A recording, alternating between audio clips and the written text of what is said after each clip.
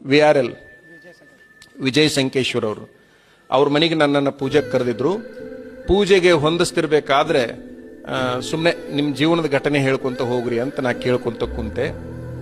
ಬಹಳ ಹೇಳೋದಿಲ್ಲ, ಬಹಳ ಹೇಳಿದ್ರು ಅವರು. ಅವು ಎಲ್ಲವೂ ನನ್ನ ಮನಸ್ಸಿನ ಮೇಲೆ ಪರಿಣಾಮ ಅದು. ಒಂದೇ ಒಂದು ಮಾತನ್ನು ಹೇಳಿ ಮುಗಿಸ್ತೇನೆ.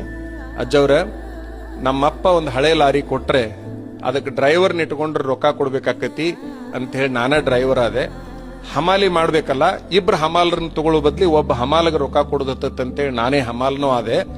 ಒಬ್ಬ ಹಮಾಲನ್ನ ಕರ್ಕೊಂಡು ಒಬ್ಬ ಹೊರಸಾವ ನಾನೊಬ್ಬ ಹೊರಾವ 200 ಕ್ವಿಂಟಲ್ ಅನ್ನ ಲೋಡ್ ಮಾಡ್ತಿದ್ದೆ. ಹೊಟ್ಟೆ ಹಸಿತು ಅಂತಂದ್ರ ರೈಲ್ವೆ ಸ್ಟೇಷನ್ ಹತ್ರ ಕಾಮತ್ ಹೋಟೆಲ್ ಅಂತಿತ್ತು. ಆ ಹೋಟೆಲ್ನೊಳಗೆ 5 ರೂಪಾಯಿ ಹೊಟ್ಟೆ ತುಂಬ ಊಟ ಕೊಡ್ತಾ ಇದ್ರೆ, ಹೊರಗಡೆ ಫುಟ್ಪಾತ್ ಮೇಲೆ ಗಿರ್ಮಿಟ್ಟ ಅಂತ ಒಬ್ಬ ಮಾಡ್ತಿದ್ದ. 1 ರೂಪಾಯಿ ಕೊಟ್ಬಿಟ್ರೆ ಹೊಟ್ಟೆ ತುಂಬ ಕೊಟ್ಟು ಬಿಡ್ತಿದ್ದವ.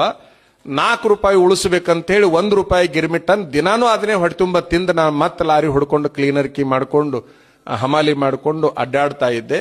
ಹಿಂಗ ನನ್ನ ಬೆಳವಣಿಗೆ ಪ್ರಾರಂಭ ಆಯ್ತು ಅಂತಕ್ಕಂತಹ ಒಂದು ಮಾತನ್ನು ಹೇಳಿದ್ರು. 4 ರೂಪಾಯಿ ಉಳಿಸೋ ಸಲುವಾಗಿ ದಿನವೂ ಕೂಡ ಗಿರ್ಮಿಟ್ಟ ತಿಂದಿರ್ತಕ್ಕಂಥ ಮನುಷ್ಯ ಇವತ್ತಿನ ದಿವಸ ಉತ್ತರ ಕರ್ನಾಟಕದಲ್ಲಿ ಬಹಳ ದೊಡ್ಡ ಪ್ರಮಾಣ ಸರ್ಕಾರಕ್ಕೆ ಟ್ಯಾಕ್ಸ್ ಕಟ್ಟತಕ್ಕಂತಹ ಒಬ್ಬ ಸಾಧಕ.